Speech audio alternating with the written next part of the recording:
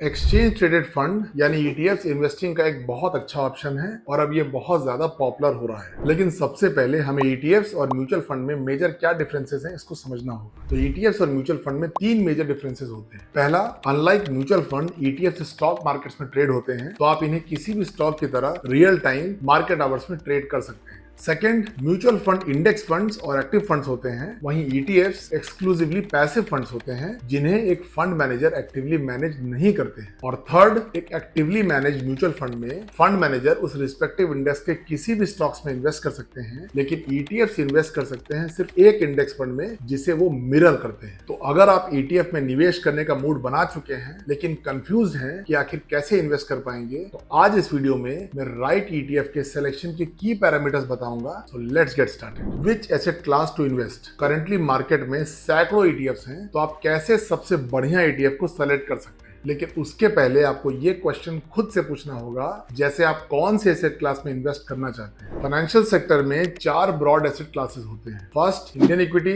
Second global equity, third debt and fourth is commodities. अब आप अपनी लॉन्ग टर्म इन्वेस्टिंग स्ट्रेटेजी और objectives को डिफाइन करिए। जैसे अगर आपको इंडियन इक्विटी में इन्वेस्ट करना है तो हम सिर्फ उन ईटीएफ को शॉर्टलिस्ट करेंगे जो इंडियन स्टॉक मार्केट में लिस्टेड है। की पैरामीटर्स फॉर ईटीएफ सिलेक्शन। तो अब ईटीएफ सिलेक्शन के पैरामीटर्स को आइए डिस्कस करते हैं। First parameter is underlying index. India में ईटीएफ्स अपने स्पेसिफिक इंडेक्स को ट्रैक करते हैं, लेकिन अगर आप एक बिगिनर हैं तो आप सबसे स्टेबल इंडेक्स निफ्टी 50 इंडेक्स में इन्वेस्ट कर सकते हैं, जो इंडियन स्टॉक मार्केट के टॉप 50 ब्लू चिप कंपनीज को रिप्रेजेंट करता है, जिसका 22 साल का ट्रैक रिकॉर्ड है। फिलहाल इंडिया में 15 ईटीएफ्स हैं जो निफ्टी 50 इंडेक्स को ट्रैक करते हैं। बहुत सारे अंडरलाइंग इंडेक्स की कैटेगरीज हैं, लेकिन इन दो मेजर कैटेगरीज को कंसीडर कर सकते हैं। First, based on market cap. Market capitalization के हिसाब से तीन तरह की कैटेगरीज होती हैं। First is large cap stocks. ये टॉप 100 कंपनीज होती हैं। इनमें दो अंडरलाइंग इंडेक्सेस रिप्रेजेंट होते हैं, निफ्टी 50 जो टॉप 50 कंपनीज है और निफ्टी नेक्स्ट 50 जो निफ्टी 50 कंपनीज के बाद की नेक्स्ट 50 कंपनीज है। Second is mid cap stocks. ये टॉप 100 के बाद की 150 कंपनीज का इंडेक्स होता है, यानी 101 से लेकर 250th कंपनी मार्केट कैपिटलाइजेशन के हिसाब से। Third is small cap stocks. ये मिड कैप के बाद की 251वीं कंपनी से लेकर 500वीं कंपनी होती है, फुल मार्केट कैपिटलाइजेशन के हिसाब से। अंडरलाइंग इंडेक्स की दूसरी कैटेगरी है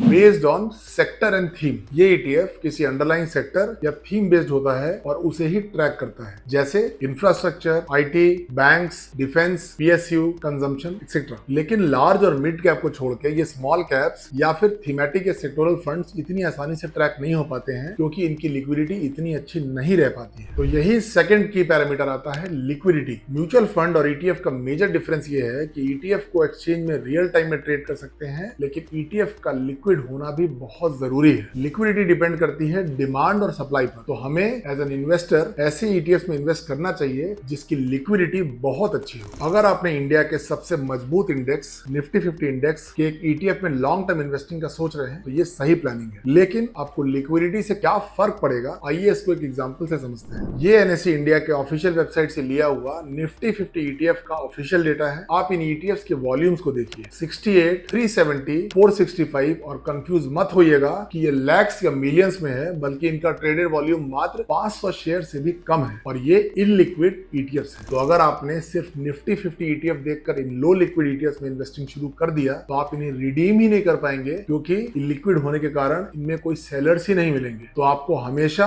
हाईली लिक्विड ईटीएफ्स में ही इन्वेस्ट करना है। Third parameter is tracking error. ETF selection में ट्रैकिंग एरर बहुत इंपॉर्टेंट पैरामीटर होता है। Tracking error is the difference between the performance of an investment and it's benchmark. इसका मतलब ये है कि किसी ईटीएफ का एक्चुअल परफॉर्मेंस कैसा है, ये डिपेंड करेगा कि ईटीएफ अपने रिस्पेक्टिव बेंचमार्क इंडेक्स को कितना मिरर कर पा रहा है। और अगर ईटीएफ और उसके बेंचमार्क इंडेक्स में डिफरेंस हो रहा है, इसे ही ट्रैकिंग एरर कहते हैं। आप इस इलस्ट्रेशन में देख सकते हैं कि किन ईटीएफ में हायर ट्रैकिंग एरर है। इसका मतलब ये है कि ये ईटीएफ इतने परसेंटेज अपने बेंचमार्क परफॉर्मेंस से डिविएटेड है। आप केयरफुली देखिए कि मोस्टली ये ईटीएफ्स हायर ड्यूरेशन के गवर्नमेंट इश्यूड भारत बॉन्ड्स हैं, सिल्वर कमोडिटी ईटीएफ्स हैं, या फिर स्ट्रेटेजिक ईटीएफ्स हैं, जैसे निफ्टी 200 वैल्यू 30 या निफ्टी अल्फा 50 ईटीएफ। तो जितना ज्यादा ट्रैकिंग एरर होगा उतना खराब फंड का परफॉर्मेंस रहेगा। ट्रैकिंग एरर को हम एज एन इंडिकेटर भी यूज कर सकते हैं कि कितना एक्टिवली फंड मैनेजर ने उस ईटीएफ को मैनेज किया है और उसका करस्पॉन्डिंग बेंचमार्क रिस्क कंट्रोल क्या है। Fourth parameter is expense ratio. ETF का एक्सपेंस रेशियो भी एक क्रूशियल पैरामीटर होता है। Expense ratio is a measure of how much of a fund assets are used for administrative and other operating expenses. Simple words में ये समझिए कि AMCs investor से एक एनुअल फीस चार्ज करती है उनके फंड्स को मैनेज करने के लिए। तो एक्टिवली मैनेज म्यूचुअल फंड्स का एक्सपेंस रेशियो हाई होता है, वहीं पैसिवली मैनेज इंडेक्स फंड्स या ETFs का एक्सपेंस रेशियो कंपैरेटिवली कम होता है। जितना कम टोटल एक्सपेंस रेशियो होगा उतना ही बेहतर नेट रिटर्न्स मिलेंगे। तो हमें अगर कोई स्पेसिफिक इंडेक्स या ETF चूज करना होगा तो सेम कैटेगरी के ETFs को कंपेयर करके सबसे कम एक्सपेंस रेशियो वाला best cost effective ETF choose करिए। Fifth parameter is historical data. ETFs Indian market में 2 दशक से अवेलेबल हैं और हर साल नए ETFs लॉन्च हो रहे हैं। तो अगर आप ETFs के एक नए न्यू इन्वेस्टर हैं तो आपको इनका हिस्टोरिकल डेटा देखना चाहिए, जिससे हम इनका पास्ट परफॉर्मेंस एनालाइज कर सकेंगे। हालांकि पास्ट परफॉर्मेंस कभी भी फ्यूचर रिटर्न्स को गारंटी नहीं करती है, लेकिन एटलीस्ट एक क्लियर आइडिया देती है कि फंड मैनेजर ने पिछले कई सालों में मार्केट की तेजी या मंदी में कैसा परफॉर्मेंस किया है। इस चार्ट में आप 5 साल के हिस्टोरिकल डेटा के परफॉर्मेंस पर स्क्रीन टॉप 10 ETFs को देख सकते हैं और इसी पीरियड में कोविड पैंडेमिक की मार भी मार्केट्स में पड़ी है। बजाय इसके भी इन ETFs ने पिछले 5 सालों में 21% से ज्यादा आउटस्टैंडिंग रिटर्न दिया है, जिसमें CPSE ETF जो टॉप परफॉर्मर है, जिसका AUM लगभग 40,000 करोड़ है और इसने लगभग 30% का शानदार रिटर्न दिया है। Sixth and the last parameter is AMC providing the ETFs। इस पॉइंट के 2 पैरामीटर्स आपको कंसीडर करना चाहिए। First, check the track record of AMCs। आपको हमेशा ETF में इन्वेस्ट करने से पहले AMC के ट्रैक रिकॉर्ड को ध्यान में रखना चाहिए। कोई भी नए लिस्टेड ETF को लेने से पहले आप कोशिश ये करिए कि किसी अच्छे एस्टैब्लिश्ड वेल परफॉर्मिंग AMC के ETF में इन्वेस्ट करिए, क्योंकि ये AMC का बेहतरीन ट्रैक रिकॉर्ड ऑलरेडी अवेलेबल है। Second, diversify your ETF portfolio in different AMCs। इस पॉइंट का ये मतलब है कि किसी भी ETF को सेलेक्ट करने से पहले आप अपने पोर्टफोलियो को रिव्यू करिए और किसी भी एक स्पेसिफिक AMC के मेजॉरिटी ETFs मत लीजिए और अपने पोर्टफोलियो को डिफरेंट ETFs में डाइवर्सिफाई करिए। जैसे निपॉन के ETFs मार्केट में अपने क्लास के बेस्ट परफॉर्मिंग ETFs हैं, जैसे Nifty 20, junior 20, bank 20, IT 20, gold 20 etcetera. लेकिन आप इन बताए गए की पैरामीटर्स के हिसाब से अपनी प्रॉपर रिसर्च करिए और डाइवर्सिफाइड AMC में इन्वेस्ट करिए। उम्मीद करता हूं कि आपको ETF सिलेक्शन पैरामीटर्स का ये सिंप्लीफाइड एक्सप्लेनेशन पसंद आया होगा। वीडियो अगर पसंद आए तो इसको लाइक करिए, चैनल को सब्सक्राइब करिए, नोटिफिकेशन के बेल आइकन को दबाइए और अपने ज्यादा से ज्यादा दोस्तों को शेयर करिए। Have a good financial health. नमस्कार।